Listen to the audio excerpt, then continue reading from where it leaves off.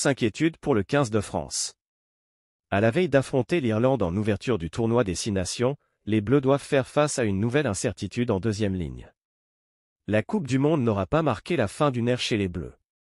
Fabien Galthié est resté en poste en dépit de l'élimination face à l'Afrique du Sud dès les quarts de finale et aucun joueur n'a finalement décidé d'arrêter après ce mondial en France. Sitôt la fin du match face aux Springboks, le sélectionneur tricolore avait certes annoncé les retraites d'Uni Atonio et Romain Taofifénois, mais les deux hommes ont finalement décidé de poursuivre l'aventure avec les Bleus.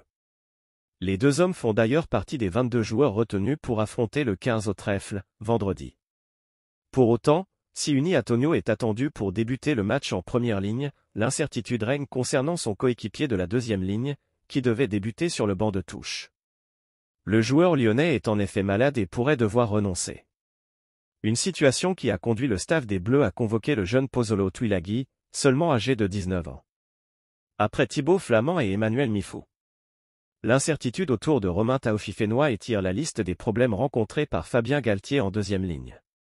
Car la possible absence du natif de Mont-de-Marsan s'ajouterait à celle de Thibaut Flament et Emmanuel Mifou, qui devait faire ses grands débuts avec le 15 de France après avoir obtenu son passeport français. Ces défections avaient conduit le staff des Bleus à rappeler Paul Gabriag, plus vu en équipe de France depuis la Coupe du Monde 2019 et qui débutera la rencontre aux côtés de Paul Willems, qui avait dû renoncer au mondial à quelques jours du coup d'envoi.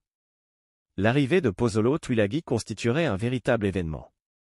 À la hauteur de l'impression laissée par le Perpignanais lors de ses premiers entraînements avec les Bleus. C'est un camion, avait lancé Yoram Mefana, le 3/4 de Bordeaux-Bègles, après la première séance. Physiquement, il est en avance sur son âge, avait abondé Nicolas Jean-Jean, le préparateur physique des Bleus, au sujet de celui qui affiche 1,92 m et 145 ag. On l'a vu très dominant, je l'ai trouvé à son avantage. Merci de bien vouloir activer la cloche et de cliquer sur j'aime.